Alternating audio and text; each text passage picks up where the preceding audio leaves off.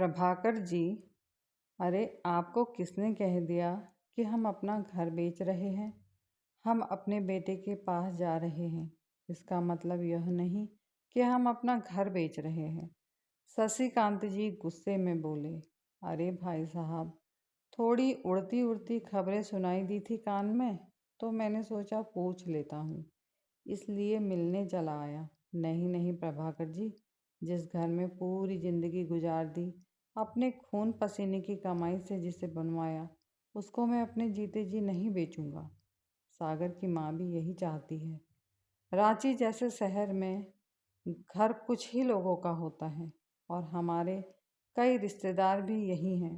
यह बातें सुन थोड़ी देर में प्रभाकर जी चाय पीकर चले गए।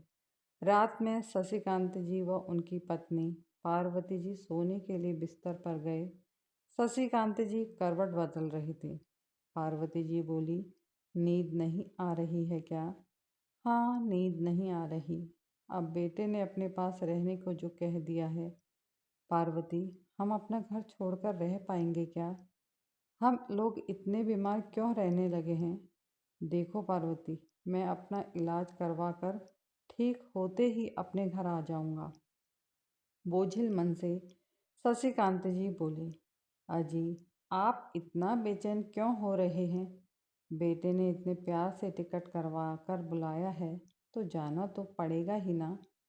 इसलिए मैंने भी मना नहीं कर पाया। कल शाम की ट्रेन है। शशिकांत जी भारी मन से बोले। तुमने सारे जरूरी सामान रख लिए पार्वती? थोड़ी देर में शशिकांत जी ने पूछा। हाँ जी, रख लिया। और अपने लड्डू गोपाल भी। शादी के समय से मैं अभी तक उनकी सेवा कर रही थी, इसलिए मैं इनको भी अपने साथ ले जाऊंगी। इन्होंने ही मेरी ज़िंदगी का सफ़र इतना आसान कर दिया और आराम से बिना कोई विपदा के चलाया है। अगली शाम की ट्रेन पकड़कर शशिकांत जी व पार्वती जी अब न जाने कब तक के लिए अपने घर को छोड़ बेटे के घर दिल्ली रहने चले गए। सागर ने दिल्ली शहर में एक 3 कमरे का फ्लैट ले रखा था। उसमें सागर, सुरभि व उनके 2 बच्चे, प्यारे प्यारे बच्चे रहते थे, प्रिया और आदि। जब दोनों छोटे थे तो साथ रहते थे, पर अब गेस्ट रूम खाली रहने से प्रिया गेस्ट रूम में रहने लगी थी। सुरभि ने 11 साल की प्रिया को बोला कि मैंने तुम्हारा सामान अभी भैया के कमरे में शिफ्ट कर दिया है और अब तुम हमारे कमरे में आकर रहना। पर मम्मी, अब तो मैं बड़ी हो गई हूँ, मैं बहुत समय से वहाँ रह रही थी। कोई बात नहीं बेटा, अब आपके दादा दादी उस कमरे में रहेंगे। ठीक है मम्मी, आपके कमरे में आ जाऊंगी। प्रिया ने सुरभि के कमरे में रहना शुरू कर दिया। सागर और सुरभि दोनों ही जॉब करते थे। वह सुबह निकल जाते और रात तक घर वापस आते। घर में काम करने वालों की कमी नहीं थी। साफ सफाई, बर्तन खाने के लिए सुरभि ने काम वाली लगा रखी थी। बेटा बहू के ऑफिस जाने से तथा बच्चों के स्कूल चले जाने से शशिकांत जी और पार्वती जी को पहले पहले तो सब ठीक लगा, लेकिन कुछ दिनों बाद उन्हें अपने गांव, घर, पड़ोसियों की याद आने लगी। बड़े शहरों के लोग ज़्यादा व्यस्त होने के कारण पास पड़ोस के लोगों के घर आते जाते नहीं हैं। यहाँ यही जिंदगी है। अकेले रहना बहुत खाली खाली सा लगता था दोनों को। बेटे सागर को कुछ दिनों में ही उनकी उदासी का अंदाजा हुआ। उसने कहा, आपकी उम्र के लोग नीचे सोसाइटी में सुबह टहलते हैं, आप लोग भी टहलने चले जाया कीजिए। अगले दिन से दोनों लोग घूमने जाने लगे। धीरे धीरे करके वहाँ उनके दोस्त बनने लगे और धीरे धीरे उनका मन भी वहाँ लगने लगा। एक दिन शशिकांत जी अपने साथ के कुछ लोगों को लेकर घर आ गए। सागर घर से ही लैपटॉप पर ऑफिस का काम कर रहा था। उसने देखा पापा घर पर अपने साथ कई लोगों को लेकर आए हैं और सब बहुत ज़ोर ज़ोर से बातें कर रहे हैं, जिससे उसको ऑफिस के काम करने में परेशानी हो रही थी। उसे यह सब बिल्कुल भी अच्छा नहीं लगा। 2-3 बार ऐसे और होते ही उसने पापा से बोल दिया, पापा आप इन इन लोगों से नीचे मिल तो लेते हैं, फिर उन्हें अपने साथ घर में लाने की क्या ज़रूरत है। यहाँ कोई किसी को अपने घर नहीं बुलाता और ना ही जाता है। पर बेटा, अब ऐसे ही तो हमारा समय कटेगा। जब हम उन्हें बुलाएंगे तभी तो वह हमें भी बुलाएंगे। नहीं पापा, यहाँ ऐसा कुछ नहीं होता है। यह सब छोटे शहर में ही होता है। बड़े शहरों में लोग अपने काम से मतलब रखते हैं। वैसे भी रांची में आसपास सारे हमारे रिश्तेदार होने की वजह से अक्सर वह आकर मिल लिया करते थे। आपको लोगों से जितना मिलना जुलना है आप नीचे ही मिलें या फ़ोन पर घंटों बात करिए। सागर इस तरह से नाराज़ होकर बोला। शशिकांत जी, वह पार्वती जी को बिल्कुल भी अच्छा नहीं लगा। उस रात वह दोनों ठीक से सो भी नहीं पाए। उन्हें लग रहा था कि उन्होंने यहाँ आकर के कुछ गलत तो नहीं किया। उनका मन किया कि जल्द से जल्द वह अपने घर चले जाएं। पर सोचा कि अभी कहेंगे तो बेटे को बुरा लगेगा। पार्वती जी का भी मन कम ही लग रहा था।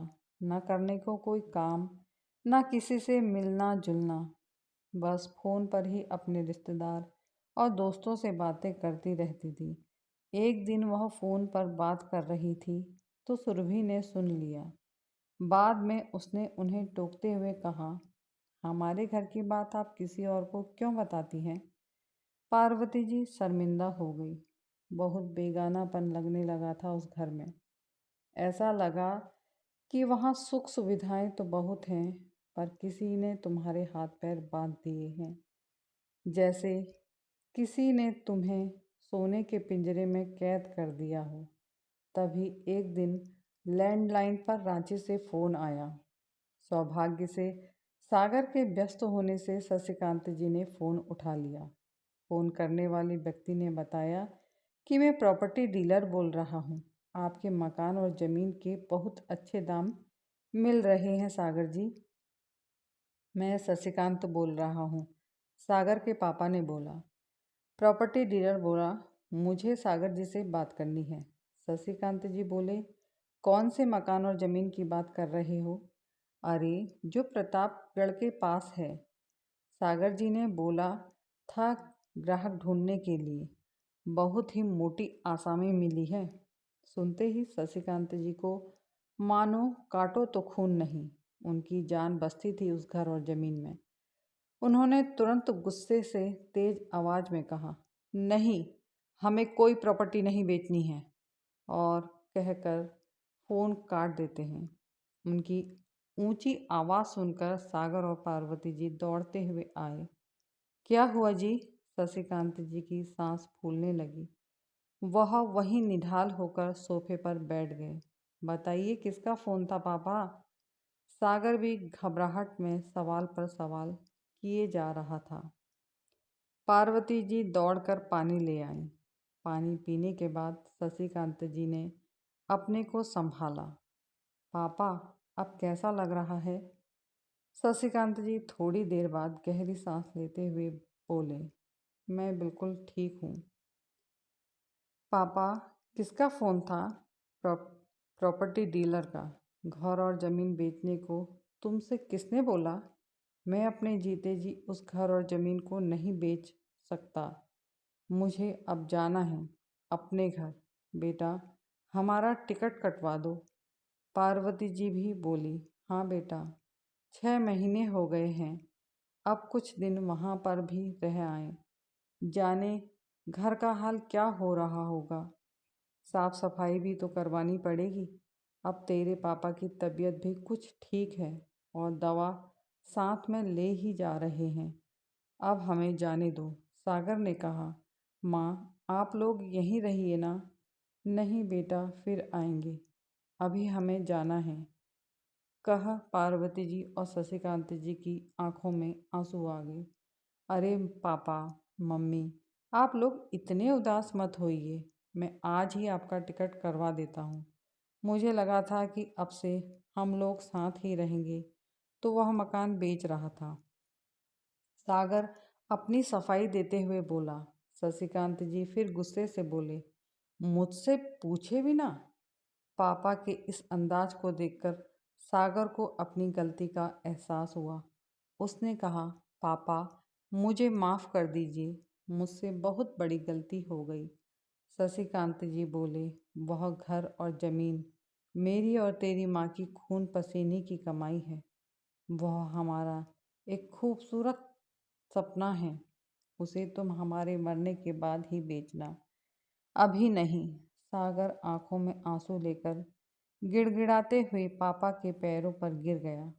फिर कहने लगा, माफ़ कर दीजिए पापा, आगे से ऐसी गलती कभी नहीं करूँगा। ठीक है बेटा, पर अभी तो हमें जाना है। हमें अपने घर की याद आ रही है।